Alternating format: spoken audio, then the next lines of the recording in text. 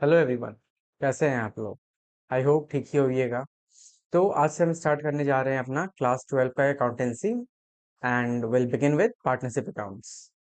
I will try my best कि आप सभी को पार्टनरशिप का सारा कंसेप्ट बहुत अच्छे से समझा दूं, सो दैट आप लोगों को कोई भी किसी तरह का दिक्कत ना हो क्वेश्चन सॉल्व करने में। बस आपसे एक छोटा सा कोऑपरेशन चाहिए, जितना ज़्यादा से ज़्यादा हो सके प्रैक्टिस करना, because ultimately practice will only pay. तो चलिए स्टार्ट करते हैं हमारी आज की क्लास। Let's begin.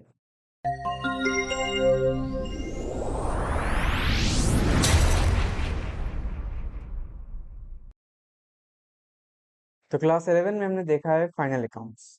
तो फाइनल अकाउंट्स में हमने पढ़ा था फॉर सोल प्रोप्राइटर। तो सोल प्रोप्राइटर होते हैं हमारे सिंगल ओनर, जो कि बिजनेस को अकेले ही मैनेज करते हैं। तो आपने अपने बीएसटी में भी पढ़ा होगा that sole proprietor form of business का कुछ सर्टेन सेट ऑफ डिसएडवांटेजेस होता है। तो क्या होता है वो disadvantage?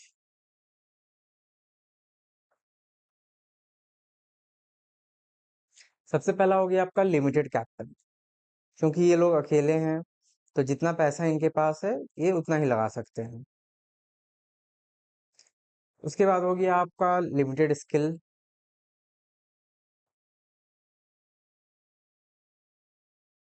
They can not do everything by their own. उसके बाद नेक्स्ट होता है आपका अनलिमिटेड रिस्क, और at the same time you can से अनलिमिटेड लाइबिलिटी। लाइक अगर कोई प्रॉब्लम हो गया बिजनेस में, कल को अगर ये अपना डेट रिपे नहीं कर पाए, तो इनका जो पर्सनल प्रॉपर्टी है उनसे सारा चीज वसूला जाएगा। ठीक है। एंड लास्टली क्या है, आप बोल सकते हो लिमिटेड ग्रोथ। ऑब्वियसली क्योंकि कैपिटल लिमिटेड है, तो जब हम ग्रोथ का बात करेंगे तो ग्रोथ भी लिमिटेड ही होगा। सो लिमिटेड ग्रोथ। तो ये कुछ पॉइंट्स है जो कि डिसएडवांटेज है of being a sole proprietor. तो अब अगर हम अकाउंटेंसी का बात करें तो हमने इस सोल प्रोप्राइटर का सब कुछ क्लास 11th में देख लिया है।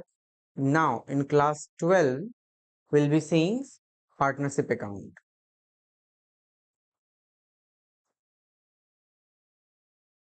Partnership accounts. तो पार्टनरशिप अकाउंट्स में क्या हुआ कि अब यहाँ पे ये एक अकेला आदमी था, अब यहाँ पे मल्टीपल लोग आ गए साथ में काम करने के लिए। ठीक है। तो अब अगर हम पार्टनरशिप के एडवांटेज का बात करें,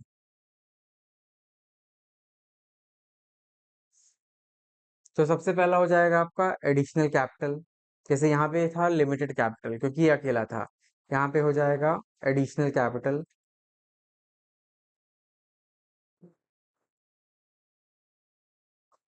नेक्स्ट हो जाएगा आपका शेयर्ड रिस्पॉन्सिबिलिटी। अभी तक ये सब कुछ खुद कर रहा था, अब ये लोग सब मिलके करेंगे। उसके बाद फिर हो जाएगा आपका मोर चांस ऑफ ग्रोथ, और लिख सकते हो आप ग्रोथ अपॉर्चुनिटी।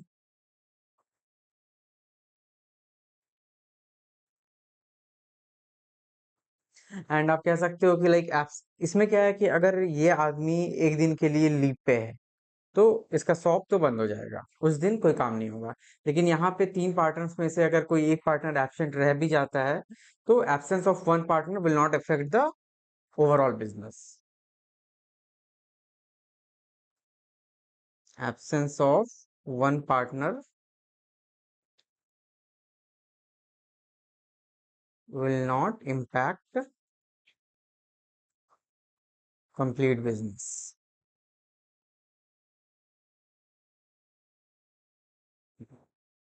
तो चलिए अब हम आगे देखते हैं। तो अब हमें पढ़ना है पार्टनरशिप। तो सबसे पहले देखते हैं meaning and features of partnership. तो सबसे पहले तो ये है कि पार्टनरशिप जो है वो गवर्नड होता है बाय द पार्टनरशिप एक्ट 1932। तो आप देख सकते हो यहाँ पे मेंशन है according to section 4 of the Indian partnership act 1932। Partnership क्या है?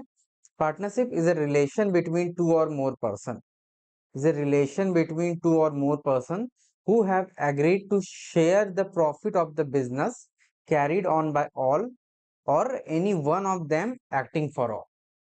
तो ये हो गया हमारे पार्टनरशिप का definition given in section 4 of the Indian partnership act 1932। तो जैसे कि बिजनेस में हमारा मेन मोटिव था प्रॉफिट अर्न करना, उसी तरह से क्योंकि पार्टनरशिप भी एक फॉर्म ऑफ बिजनेस है, तो यहाँ पे भी अर्निंग प्रॉफिट जो है मेन मोटिव रहेगा। Like if there is no intention of earning profit, then दो लोग मिलके करें या पांच लोग मिलके करें, it will not be a partnership.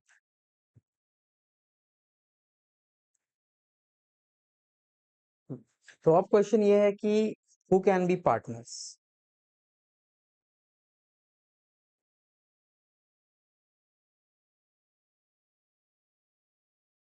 Partners कौन हो सकते हैं? तो इसका आंसर हो जाएगा एनीवन।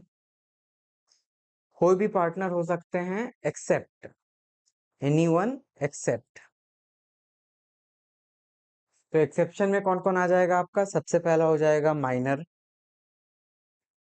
जो कि 18 ईयर से कम का है, वो पार्टनर नहीं हो सकता है। और इन केस अगर ये पार्टनर होता भी है, तो minor can be partner only for profit, और you can say only for benefit.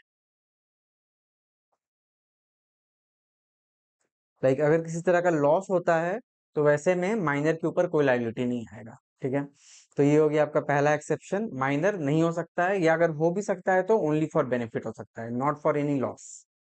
उसके बाद सेकंड एक्सेप्शन में हो गया आपका person of unsound mind. Person of unsound mind. और तीसरा हो जाएगा आपका person disqualified by law.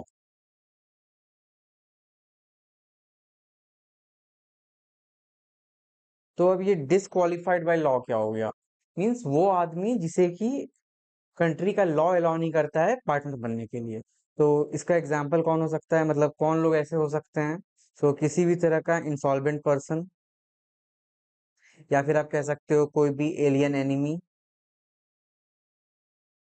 Alien enemy क्या हुआ? एलियन एनिमी मीन्स जिस कंट्री, सपोज करो हमारा किसी से बिजनेस चल रहा है, और वो आदमी किसी पर्टिकुलर कंट्री में रहता है, मीन्स दूसरे कंट्री में रहता है। अब क्या हुआ कि हमारे कंट्री का उस पर्टिकुलर कंट्री से लड़ाई हो गया, वॉर हो गया। तो वैसे में जिस आदमी के साथ हम बिजनेस कर रहे थे, अब फर्दर हम उसके साथ किसी तरह के कॉन्ट्रैक्ट में एंटर नहीं हो सकते हैं, क्योंकि वो अब हमारे लिए एक एनिमी हो गया, एक एलियन एनिमी हो गया। ठीक है, तो ये होता है एलियन एनिमी का मतलब। ओके, तो पार्टनरशिप में क्या है कि according to section 4 of Indian partnership act, a partnership क्या है? रिलेशन बिटवीन टू और मोर पर्सन जो कि म्यूचुअली डिसाइड किए हैं कि हम बिजनेस करके प्रॉफिट को बांटेंगे, चाहे बिजनेस सबको ही करे या फिर सबके बदले में कोई एक आदमी बिजनेस क्यों ना करे। तो चलिए अब हम आगे देखते हैं बिजनेस का कुछ एसेंशियल फीचर्स। तो सबसे पहला है एसोसिएशन ऑफ टू और मोर पर्सन। लाइक ऑब्वियसली अभी तक क्या था कि सोल प्रोप्राइटर मतलब एक पर्सन था, अब एक से ज्यादा पर्सन होगा तो टू तो हो ही गया। तो किसी भी पार्टनरशिप का सबसे पहला रूल है कि मिनिमम जो है उसमें टू पर्सन होने ही चाहिए, तभी वो पार्टनरशिप कहलाएगा। ठीक है, टू से ज्यादा भी हो सकते हैं। उसके बाद फिर क्या है? एग्रीमेंट वर्बल या ओरल या इन रिटर्न भी हो सकता है। नेक्स्ट है आपका एग्जिस्टेंस ऑफ बिजनेस लीगल, मतलब कि it can be legally formed. ऐसा कुछ रिस्ट्रिक्शंस नहीं है कि आप पार्टनरशिप में एंटर नहीं कर सकते हो या समथिंग, ऐसा कुछ नहीं है। एंड अगेन सबसे इम्पोर्टेंट, प्रॉफिट मोटिव वो तो रहेगा ही रहेगा, उसके बिना तो कोई बिजनेस हो ही नहीं सकता है। उसके बाद है आपका carrying of business by all of them, या फिर any of them acting for all. मतलब अगर मान लो चार आदमी हैं, तो इस चार में से कोई एक भी कर सकता है, कोई दो भी कर सकता है, या फिर सब कर सकते हैं। तो ये इनके बीच में जो म्यूचुअल डिसीजन होगा, जो म्यूचुअल एग्रीमेंट होगा, उस पर डिपेंड करता है। कोई भी करे, चारों पार्टनर पार्टनर ही कहलाएंगे। हाँ, जो काम कर रहा है that will be active partner, जो सिर्फ कुछ कैपिटल कंट्रीब्यूट करके पैसा लगा के छोड़ दिया है, तो उसे हम स्लीपिंग पार्टनर भी कहते हैं। तो इस तरह से वेरियस टाइप्स ऑफ पार्टनर्स भी होते हैं। तो खैर ये तो आपने क्लास 11th में ही बीएसटी में पढ़ लिया हो। चलिए अब आगे देखते हैं। उसके बाद है शेयरिंग ऑफ प्रॉफिट्स। तो अब जब बात आएगा शेयरिंग ऑफ प्रॉफिट्स का, तो ऑब्वियसली प्रॉफिट होगा, और प्रॉफिट हुआ है तीन चार आदमी के काम करने से। तो वो जो भी दो आदमी, तीन आदमी, चार आदमी है, सब प्रॉफिट को डिवाइड करेंगे either in the agreed ratio, या फिर अगर कोई ऐसा एग्रीमेंट नहीं हुआ है तो फिर सबको इक्वली शेयर करेंगे। उसके बाद अनलिमिटेड लाइबिलिटी। तो अनलिमिटेड लाइबिलिटी जो है ये आपका सोल प्रोप्राइटर में भी था, बट फिर भी यहाँ पे क्या है कि एक से ज्यादा आदमी है, तो कल को अगर कोई इशू होता भी है तो इवन दो अनलिमिटेड लाइबिलिटी है, those liability will be shared among various partners, इसलिए एक पे सारा लोड तो नहीं पड़ेगा। उसके बाद है sharing of profit, not necessarily loss, मतलब कि यहाँ पे सिर्फ प्रॉफिट शेयर होने का बात हो रहा है, हो सकता है कि लॉस में वैसा शेयरिंग ना किया जाए। उसके बाद है म्यूचुअल एग्रीमेंट, मतलब आपस में जो वो लोग एग्री करेंगे, और यहाँ पे जितने भी पार्टनर्स होते हैं उनका रिलेशनशिप क्या होता है, that is of principal and agent. तो प्रिंसिपल एंड एजेंट रिलेशन को आप ऐसे समझ सकते हो, सपोज करो दो पार्टनर हैं ए और बी, ठीक है। तो अब यहाँ पे सबसे पहले हम केस वन देख लेते हैं। यहाँ पे क्या है, ए बोलता है बी को कि A ask B to deposit cash in bank. और केस टू में हम यहाँ पे ले लेते हैं कि बी बोलता है ए को to check book of accounts and call debtors, मतलब जो लोग पैसा नहीं दिए हैं चेक करो कौन कौन है और उसको एक बार कॉल करो। तो अब यहाँ पे क्या है, एक बार ए जो है बी को इंस्ट्रक्शन दे रहा है और दूसरी बार बी जो है ए को इंस्ट्रक्शन दे रहा है। तो फर्स्ट केस में ए जो है प्रिंसिपल हो जाएगा और बी जो है एजेंट हो जाएगा, क्योंकि ए बी को ऑर्डर दे रहा है। तो अब यहाँ पे क्या है कि नॉर्मली बॉस अपने इंप्लॉय को ऑर्डर दे सकता है, लेकिन इंप्लॉय बॉस को ऑर्डर नहीं दे सकता है। But in the case of partnership A B को ऑर्डर दिया तो ए प्रिंसिपल हो गया, बी एजेंट हो गया। लेकिन क्योंकि बी भी एक पार्टनर है तो बी भी ए को ऑर्डर दे सकता है।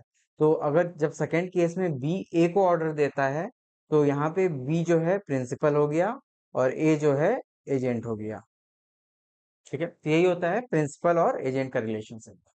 चलिए, अब नेक्स्ट है हमारा meaning of partners, firms and firm name.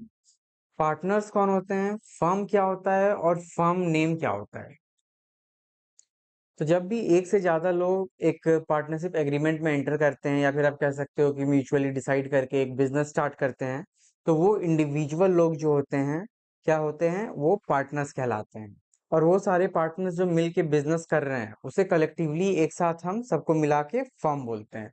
Like suppose करो 5 आदमी है, 5 आदमी मिलके एक बिजनेस कर रहा है, तो वो पांचों लाइक ABCDE, तो वो इंडिविजुअल पार्टनर्स हो गए और पांचों को मिला के एक बन जाएगा आपका फर्म।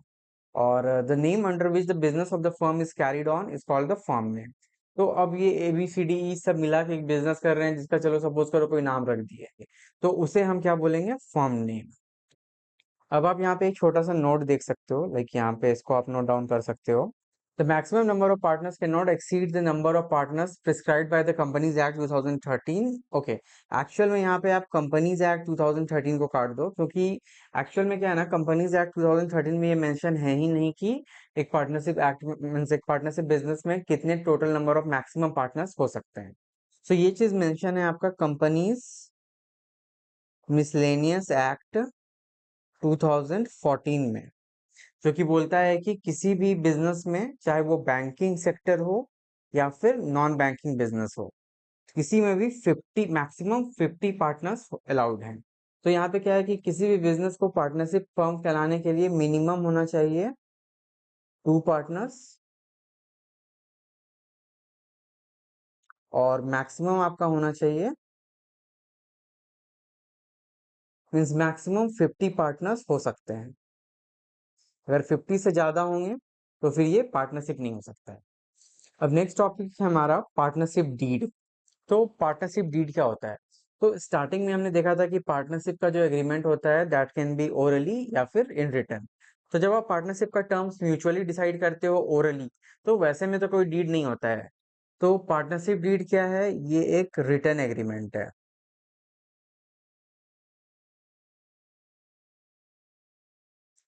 तो पार्टनरशिप डीड एक रिटर्न एग्रीमेंट है that is done among partners which contain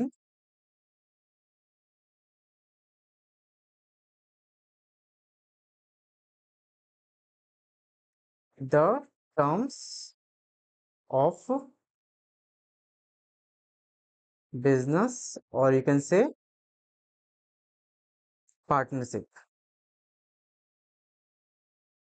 ठीक है। तो हमने चैप्टर के बिगिनिंग में देखा था क्या कि पार्टनरशिप एग्रीमेंट जो है दो तरह से हो सकता है, आइदर ओरली या फिर इन रिटन। तो जब ओरली होता है तो वैसे में हम कहते हैं कि कोई पार्टनरशिप डीड नहीं है, लाइक ऑन पेपर कोई एग्रीमेंट नहीं होता है।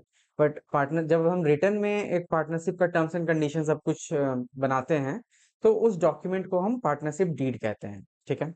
तो partnership deed is a document that contains terms and condition as agreed among the partners। उसके बाद फिर वही चीज कह रहा है, relationship of partners is governed by mutual agreement, like सबके कंसेंट से वो एग्रीमेंट बनता है।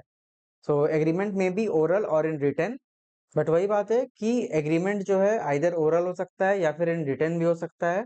और क्योंकि एग्रीमेंट ओरल भी हो सकता है, तो जब ओरल होगा तो ऑब्वियस सा बात है कि वैसे में वो डीड तो बनेगा नहीं। तो सेम चीज यहाँ भी कह रहा है कि partnership deed is not compulsory. फिर कह रहा है कि when an agreement is in writing it is known as partnership deed, ये तो हमने देख ही लिया। उसके बाद it should be properly stamped, I mean a partnership deed, it का मतलब यहाँ पे हुआ क्या, a partnership deed should be properly stamped, registered and comprehensive in detail, मतलब उसमें सारा डिटेल्स रहना चाहिए ताकि बाद में किसी तरह का डिस्प्यूट ना हो। एंड लास्टली आपका है, if deed contain a clause it will hold good, otherwise the provision of Indian partnership act 1932 will be applicable. मतलब है कि मान लो अगर आप कोई पर्टिकुलर पॉइंट जो है पार्टनरशिप डीड में नहीं लिखे हो या लिखना भूल गए हो, तो वैसे में ये नहीं है कि आप कुछ भी बाद में कर सकते हो। अगर डीड में वो चीज नहीं लिखा है तो इंडियन पार्टनरशिप एक्ट 1932 जो कहता है रूल, उस रूल को हमें फॉलो करना पड़ेगा। फॉर एग्जाम्पल सपोज करो तीन पार्टनर्स हैं और वो लोग डिसाइड कर लिए कि हम लोग प्रॉफिट शेयर करेंगे इन रेशियो ऑफ 2:2:1। ठीक है। तो अगर वो पार्टनरशिप डीड में लिखा हुआ है तो वेल एंड गुड, वो लोग 2:2:1 में अपना प्रॉफिट शेयर करेंगे। बट मान लो वो लोग इस पॉइंट को नहीं लिखे हैं, तो बाद में फिर जब प्रॉफिट शेयर करने का टाइम आएगा तो उस टाइम यहाँ पे इंडियन पार्टनरशिप एक्ट अप्लीकेबल हो जाएगा, एंड अकॉर्डिंग टू दैट उन लोग को प्रॉफिट इक्वली शेयर करना पड़ेगा।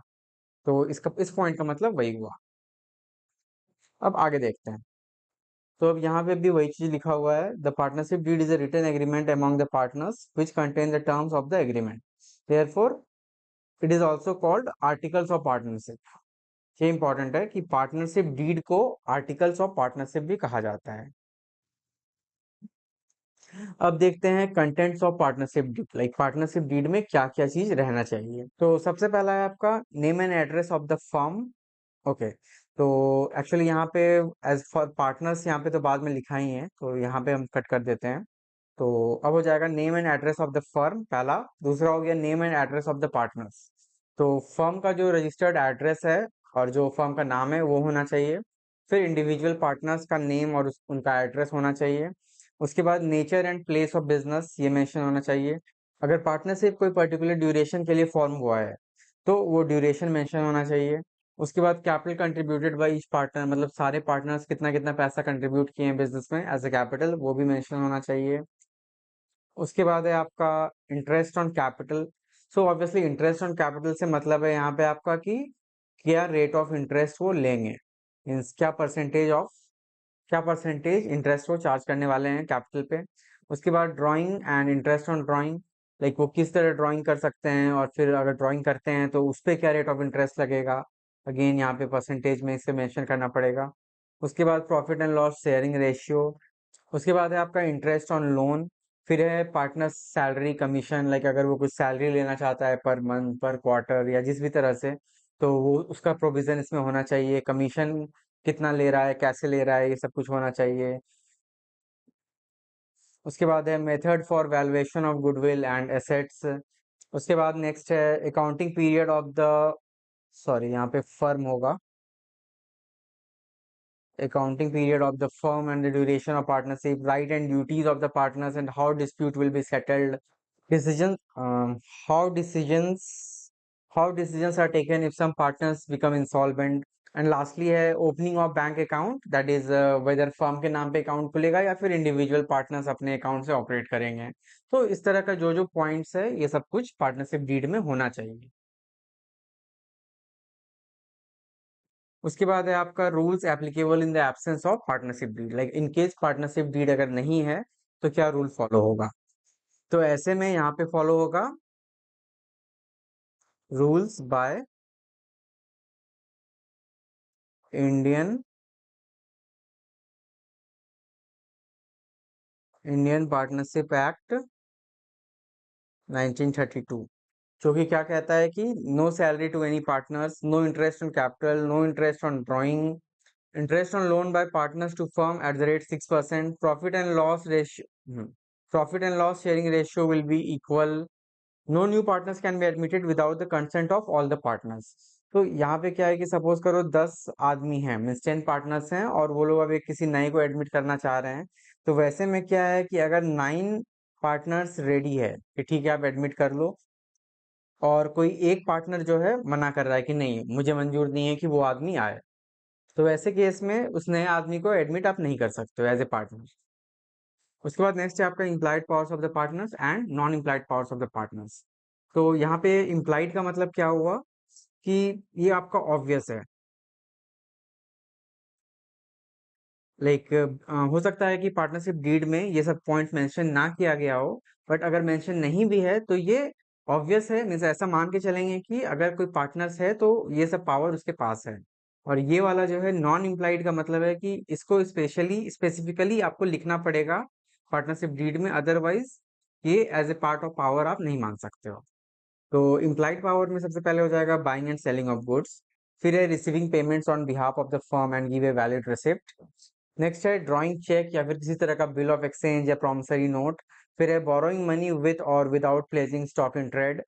And lastly engaging servants for business, like अगर बिजनेस पर्पस के लिए कोई किसी इंप्लॉय को कहीं पे भेज रहा है, कुछ काम करवा रहा है, तो दैट इज अलाउड।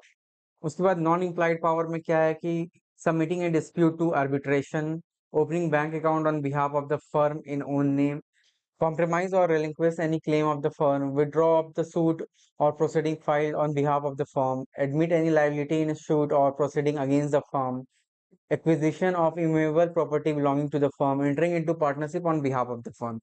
मतलब कोई भी ऐसा डिसीजन जो कि फर्म को किसी भी तरह से हार्म कर सकता है या जिसके कारण फर्म को किसी भी तरह का लॉस हो सकता है, तो वैसे सारे पॉइंट्स को आप नॉन इम्प्लाइड पावर्स, मतलब ऐसा कोई पावर्स अपने आप में पार्टनर्स कंसिडर नहीं कर सकता है।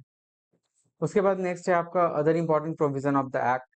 तो अकॉर्डिंग टू दैट ये तो हमने देख ही लिया है कि registration of firm is optional and it's not compulsory. Firm का रजिस्ट्रेशन ऑप्शनल है, वैसा कोई कंपलसरी वाला बात नहीं है, लेकिन अगर फर्म का रजिस्ट्रेशन नहीं कराते हैं तो एक प्रॉब्लम हो सकता है कि no suit can be filed by firm और any partners, but third party can sue against unregistered firm और इस पार्टनर्स। सपोज करो एक अनरजिस्टर्ड फर्म है, फॉर एग्जांपल एबीसी फर्म। तो क्योंकि ये अनरजिस्टर्ड है तो इसका सबसे बड़ा प्रॉब्लम क्या है कि अगर कोई इसको चीट करता है या किसी तरह का कोई डिस्प्यूट होता है ट्रांजैक्शन में, तो ये एबीसी फर्म जो है किसी भी पार्टी पे, किसी भी अदर पार्टीज पे केस नहीं कर सकता है, किसी तरह का लॉ शूट फाइल नहीं कर सकता है। बट ये जो अदर पार्टी है, ये चाहे तो एबीसी फर्म पे या इंडिविजुअल पार्टनर्स पे किसी भी तरह का केस या लॉ सूट फाइल कर सकता है। तो, तो जब फर्म को केस करना होगा अदर पार्टीज पे तो दे कैन नॉट, बट जब अदर पार्टीज अगर केस करना चाहे फर्म पे तो दे कैन डू इट। तो ये सबसे बड़ा डिसएडवांटेज है एक फर्म के रजिस्टर्ड नहीं होने का। Therefore a firm should be registered, however it's not compulsory. उसके बाद है आपका with the consent of all partners a minor may be admitted to the benefits of the partnership. मतलब कि अगर हम माइनर को चाहें तो एज ए पार्टनर एडमिट कर सकते हैं, but only for its benefit, मतलब जो भी प्रॉफिट होगा उसमें माइनर का हिस्सा होगा, लेकिन अगर कोई लॉस हो जाता है, कोई ऑब्लिगेशन बिजनेस पे आ जाता है, तो ये minor is not liable for that. Next है a person may be admitted और retired as a partner with the consent of all including himself और in accordance with an express agreement among the partners. And lastly है a firm is dissolve on the death of the partner unless otherwise agreed. मतलब अगर किसी partner का death होता है तो, और ऐसा कोई एग्रीमेंट नहीं है कि डेथ के बाद भी फर्म कंटिन्यू करेगा, तो a firm has to be dissolve. तो आज हमने बेसिक कंसेप्ट ऑफ पार्टनरशिप का सिर्फ और सिर्फ थ्योरी देखा है, और अब नेक्स्ट क्लास से हम इस चैप्टर के सारे इंपॉर्टेंट कंसेप्ट्स को सीख के उससे रिलेटेड न्यूमेरिकल सॉल्व करेंगे और इस चैप्टर को आगे बढ़ाएंगे। तो आप मान सकते हो कि अराउंड 10 to 12 क्लासेस, या फिर शायद आप मान लो कि 2 सप्ताह आपका अभी पार्टनरशिप का सिर्फ ये बेसिक कंसेप्ट का फंडामेंटल्स का क्लास चलेगा। और अगर आप इस चैप्टर को बहुत अच्छे से समझ लेते हो तो ट्रस्ट मी, आगे आपको पार्टनरशिप के किसी भी चैप्टर में कोई प्रॉब्लम नहीं होने वाला है, सब कुछ बहुत स्मूथली समझ में आ जाएगा, चाहे वो एडमिशन हो, रिटायरमेंट हो, डेथ हो या डिसोल्यूशन हो। ठीक है, तो ये आपका मेन चैप्टर है, बेस है पार्टनरशिप का। सो प्लीज इस चैप्टर में किसी तरह का कोई शॉर्टकट नहीं मारना। ठीक है, तो मिलते हैं अब हम हमारे नेक्स्ट क्लास में। Till then keep learning, keep practicing. Thank you, thanks for watching.